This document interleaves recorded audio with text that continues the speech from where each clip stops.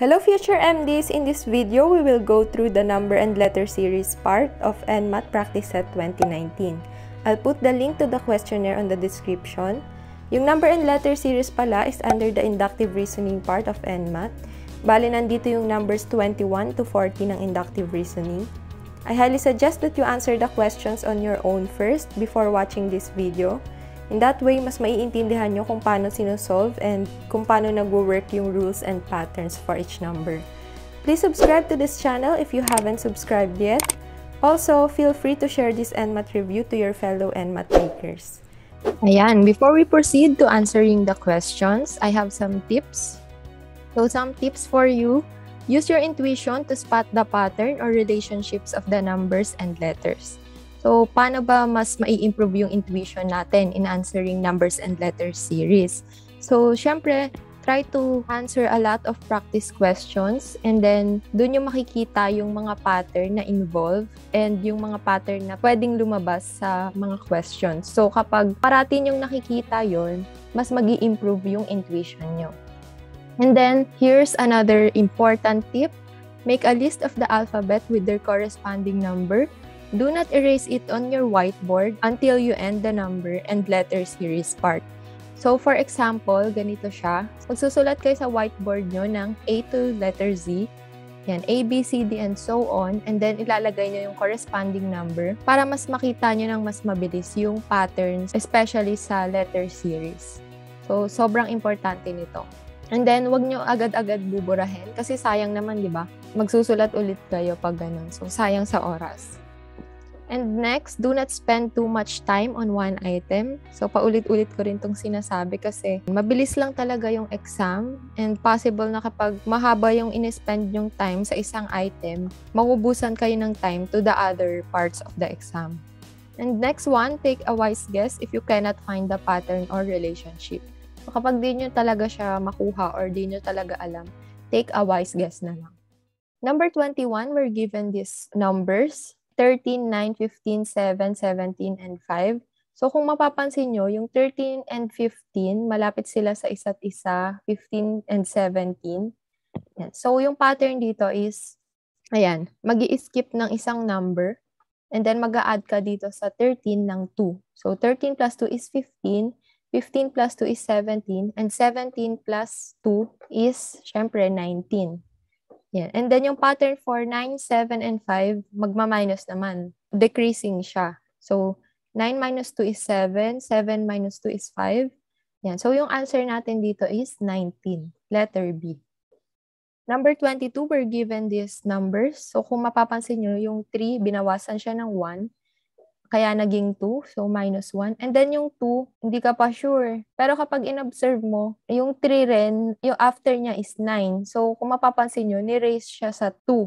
So 2 raised to 2 is 4. And then 3 raised to 2 is 9. So after ng 4, magma-minus ulit ng 1. And 3 raised to 2 is 9. And then minus 1 ulit, magiging 8. And then 8 squared. So yung answer natin dito is 64. So letter D. Number 23, so dito kukunin natin yung letters and numbers. So for X, hanapin natin dyan. So makikita natin X, yung corresponding number niya is 24. So kunin natin yung corresponding numbers ng letters. So X, 24, T, 20, W, 23, R, 18, U, 21, P, 16, R, 18. So after that, syempre, hanapin na natin yung pattern dito sa numbers. Kung mapapansin nyo, kapag tinday nyo kasing hanapin yung pattern ng magkakasunod, magulo yung magiging pattern or walang magiging pattern. So, pwede nyo naman itry na mag-skip ng number. So, 24 and 23, nag-minus ng 1. 23 and 21, nag-minus ng 2. 21 and 18, nag-minus ng 3 sa 21 to have 18. And then, yung mga nasa gitna naman, 20 naging 18, ibig sabihin nag-minus ng 2. Next, nag-minus ng 2 ulit. So, para makuha natin yung next number dito, magma-minus ulit tayo ng 2. So, 16 minus 2 is 14. Now that we know the number, hanapin natin dito sa chart. Yan, yung corresponding letter ng 14 is N. So, the correct answer is letter B. Number 24, so given tayo ng letters naman. Ayan, so dapat meron na kayo nito sa whiteboards nyo. Ayan, kung i-observe natin yung W and U, sa pagitan nila merong V. So, i-disregard natin yan kasi hindi naman siya kasama, di ba? W and U lang. And kung mapapansin nyo, W to U is pa left. And then yung next, P and R naman is pa right. Di ba? P to R. And then, kung mapapansin nyo, merong two letters na nilaktawan, yung S and T. And then, i-observe pa natin yung M and K kung ganun din. So, same lang din. May in-skip na two letters. And then, yung F and H naman, since pa-right yung direction niya, papunta sa H, so alam natin na yung next direction is pa-left naman. So, C to A. And malalaktawan yung D and E. So, C to A. So, yung correct answer natin is letter C. Number 25, syempre, try ka munang mag-trial and error dyan. And then, afterwards, malalaman mo na ganito yung pattern. So, 31 minus 14 is equal to 17. And then, ito times 2 mo, magiging 34. Minus 12, magiging 22. Times 2 mo ulit, magiging 44. Minus 10, magiging 34. Times 2, magiging 68. Kung napapansin nyo, yung mga nasa pink, nababawasan sila ng 2. 14, 12, negative 10. So, yung next is minus 8 naman. So, 68 minus 8 is 60. So, the correct answer for this one is letter E. Number 26, hahanapin nyo yung corresponding numbers. Yung A is 1, E, 5, H, 8, J, 10, N is 14. And then, hahanapin nyo yung pattern dun sa numbers na to. So, makikita nyo na yung pattern is like this. So, plus 4, 1 plus 4 is 5, 5 plus 3 is 8, then plus 2. So, 4, 3, 2, and then babalik sa 4. And then yung next is 3. So, dyan na, nagtatapos. Ayan. So, 4, 3, 2, 4, 3, 2, and so on. So, yung 14 plus 3 is 17. And then, hanapin natin kung ano yung corresponding letter. Yung corresponding letter is Q. So, the answer is letter D. Number 27. So, meron tayong BYE, GYJ. So, kung mapapansin nyo, yung letter Y, lagi siyang nasa gitna. So, pwede na natin siyang i-disregard. So, papansinin lang muna natin is yung B and E or yung letters na nasa gilid. So, B and E, sa pagitan nila may two letters na hindi sinali, yung C and B. And then, next is G and J. So, G and J, kung mapapansin nyo, before G and J, merong in-skip na isang letter, yung letter F. So, yun yung pattern natin. Mag-i-skip tayo ng isang letter after ng isang set ng number. So, next is LO and then QT. So, mag-i-skip ka ng isang letter, skip mo tong U. Yung related sa answer natin is V and Y. Since kailangan mo ng Y sa gitna, yung answer natin is letter B, V, Y, Y. Number 28. So, kung mapapansin nyo dito, increasing yung numbers. So, hanapin lang natin yung pattern. 10 plus 1 is equal to 11. 11 plus 5 is equal to 16. 16 plus 2 is 18. 18 plus 5 is 23. And then, 23 plus 3 is 26. Kung mapapansin nyo yung pattern, yan, increasing din siya. 1, 2, 3, 4, and so on. And then, yung 5, constant lang siya na 5 in between dun sa changing na pattern. So, dito, after 26, mag-a-add ka ulit ng 5. So, yung answer natin dito is 31. 26 plus 5 is 31, letter E. Number 29, kunin natin yung corresponding numbers nung kada letters. So, C is 3, M is 13, ayan, hanapin nyo lang siya dyan. E is 5, Q is 17, G is 7, U is 21, and I is 9. And then, kunin natin yung pattern ng numbers na to. 3 plus 2 is equal to 5. 5 plus 2 is 7. And then, 7 plus 2 is 9. And then, yung pattern naman dito sa mga na-skip na number is, ayan, 13 plus 4 is 17. 17 plus 4 is 21. And then, 21 plus 4 is 25. So, kung mapapansin nyo, ayan, yung pattern niya is plus 2 yung dito.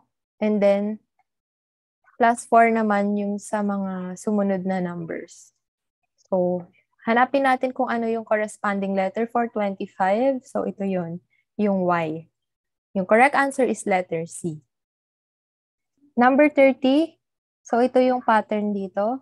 22 plus 4 is 26. And then, kung mapapansin nyo, increasing naman yung numbers. So, magpa-plus lang ulit.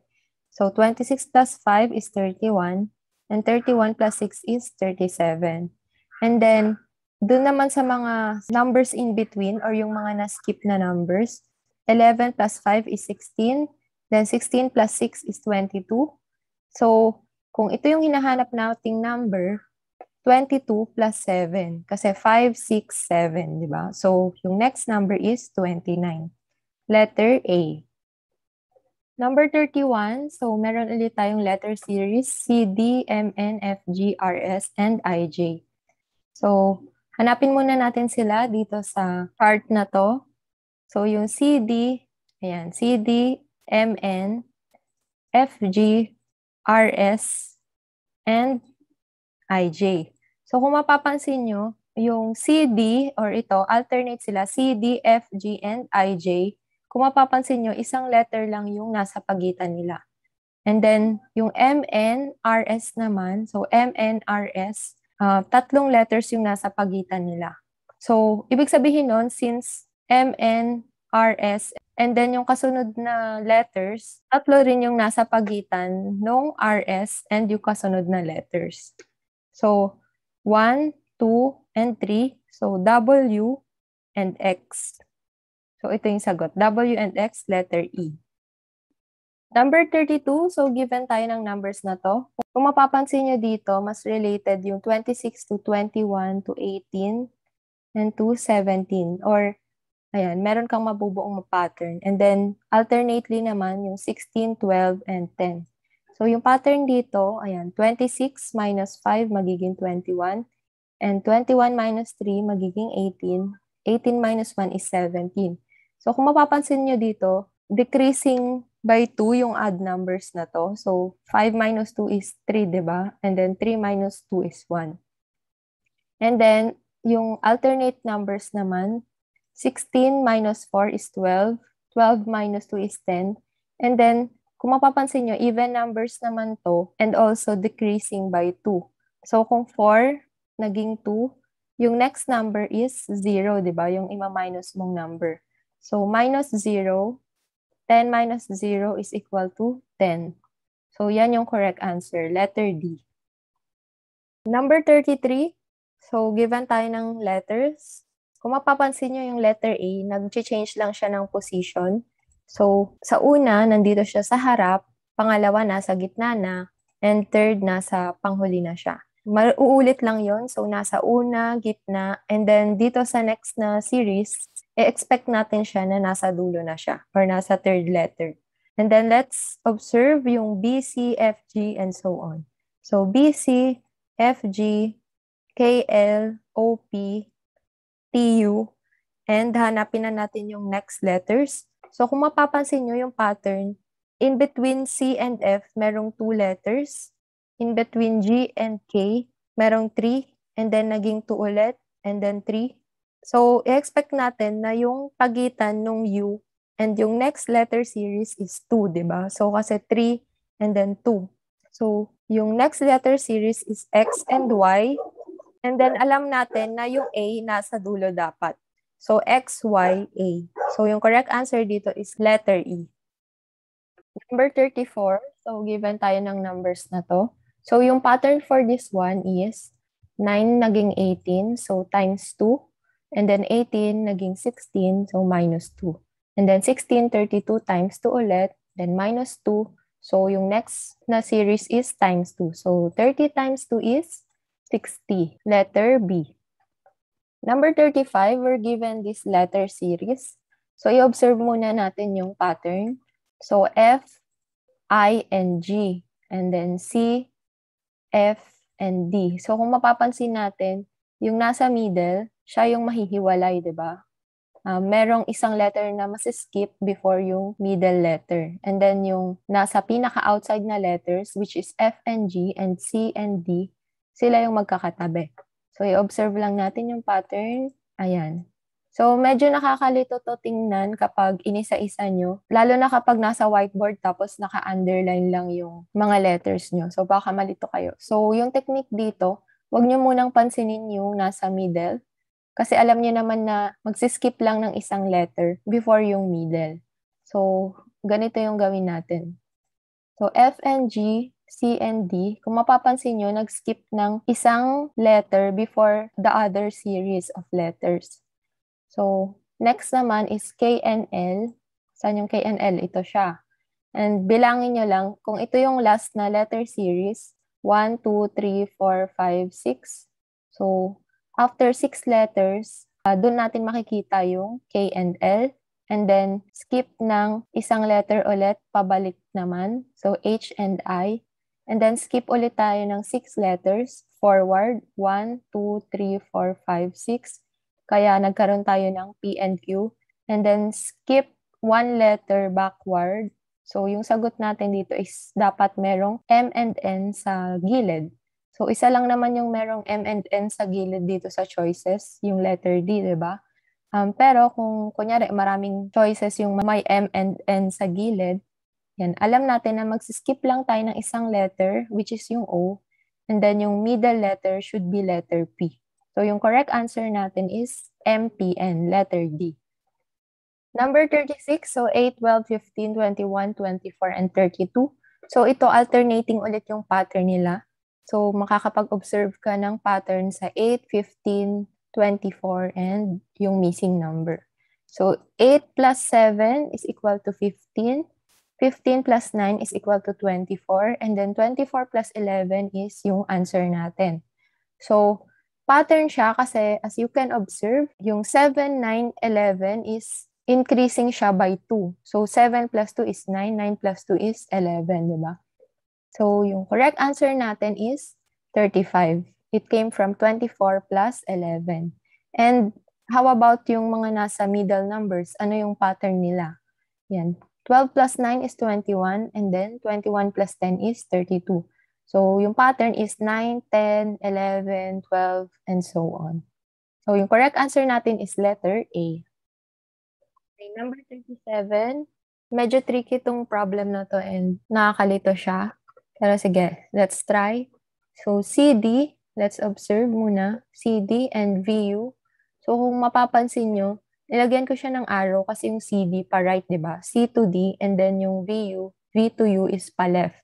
So, ganun yung magiging pattern niya. And then, let's observe yung HI. Ayan.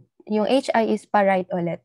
And then, kung mapapansin nyo, yung series na to is alternating. So, CD to HI, kung mapapansin nyo, before HI, nag-skip ng 3 letters to the right, papunta sa right or pa-forward. And then, yung QP naman, kung mapapansin nyo, 3 steps backward naman siya from UV or from VU. Yan. So, nag-skip ng 1, 2, 3 letters. And then, next is MN. So, i-expect natin na mag-skip ng 3 letters forward from HI. So, 1, 2, 3. Yan yung MN. So, from PQ or from QP, mag-i-skip naman tayo ng 3 letters backward. So, 1, 2, and then 3. So, expect natin na yung letter is pa-left kasi after nung pa-right, pa-left naman, di ba? So, pa-left, so L and K. So, ito yung correct answer. LK, which is letter E. Number 38, so kung mapapansin natin, decreasing, then increasing, decreasing, increasing. We can expect na magma-minus, magpa-plus, minus, plus, minus, and so on. Okay, so 11 minus 3 is 8, and then nag-plus ng 10 to become 18, minus 3 ulit, plus 9, minus 3. So, i-expect natin na kung 10, 9, yung next na number is 8, diba? Kasi 10, 9, 8, 7, 6, and so on. Mag-a-add tayo ng 8 to get 23. Ito yung correct answer dito. Letter C. So, kung mapapansin nyo, ito, yung 10, 9, 8, decreasing siya by 1. And then, sa middle, merong consistent na pattern na magma-minus ng 3. So, may mga ganyan talagang lumalabas na problems. Yan. So, for example, kumuha ka pa ng number after 23, magma-minus ka ulit ng 3. Number 39, we're given a letter series. So, kukunin muna natin yung corresponding numbers ng letter series na yan. Yan. So, ETC is, yan, yung E is 5, yung T is 20, and yung C is 3. So, ganun lang, and so on. So, kunin natin isa-isa. And then, afterwards, i-observe natin yung pattern ng numbers nila. So, para makuha yung first number, i-observe natin yung first number ng kada series, which is 5, 8, 15, and 18. So, kung mapapansin nyo, nag-add ng 3, nag-add ng 7, and then nag-add ulit ng 3. So, yun yung pattern. Plus 3, plus 7, plus 3. So, next na number is 7. So, 18 plus 7 is 25. And then, next one, let's try to observe yung middle number. So, 20, 18, 16, and 14. So, yung pattern dyan, yan, nag-minus ng 2 para maging 18. Minus 2, naging 16. 16 minus 2 is 14. 14 minus 2 is 12. And then, for the third number, yung una kong napansin is ito. Magma-minus tayo ng 2 kada series. So, 5 minus 2 is 3. Then, 8 plus 2 is 10. 15 minus 2 is 13. 18 plus 2 is 20. And then, minus 2 plus 2, minus 2 plus 2. So, next is minus 2. So, 25, since meron na tayong 25 dito, 25 minus 2 is 23. Ayan, pwede rin dito yung kada series din, yung lalaktaw kada series. So, 3, 10, 13, and 20. Kapag in-observe mo yan, yung pattern is plus 7, kasi diba 3 plus 7 is 10, then plus 3, 10 plus 3 is 13, and then 13 plus 7 is 20. Plus 7, plus 3, plus 7, so 20 plus 3 is 23. So, ganun din. Depende kung ano talaga yung una nyong mapansin. So, after we get these numbers, hanapin natin siya dun sa chart na ginawa natin sa whiteboard natin. So, 25 is Y, 12 is L, and then 23 is W. So, yung correct answer natin is YLW, which is letter B. Number 40, so we're given these numbers. Kung mapapansin natin, yan.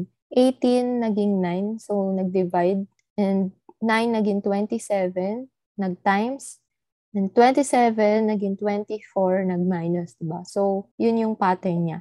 So, 18 divided by 2 is 9. 9 times 3 is 27.